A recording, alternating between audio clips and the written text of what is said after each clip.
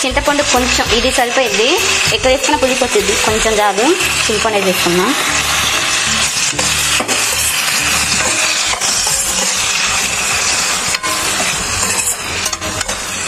ఈ టమాటా కూడా మగ్గిపోవాలి.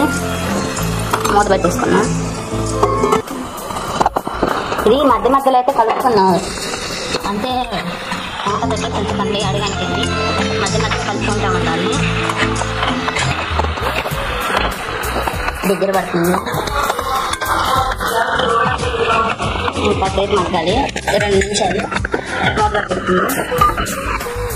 ఇప్పుడు అయితే వేగిపోయినాయి, ఇలా రావాలి. ఇప్పుడు గ్యాస్ ఆపేసుకున్నాం. ఇది మిక్సీ పట్టుకోవాలి. మిక్సీ పట్టేస్తాను. మిక్సీ గిన్నెలో అయితే వేసేసాను. 5-6 వెల్లుల్లి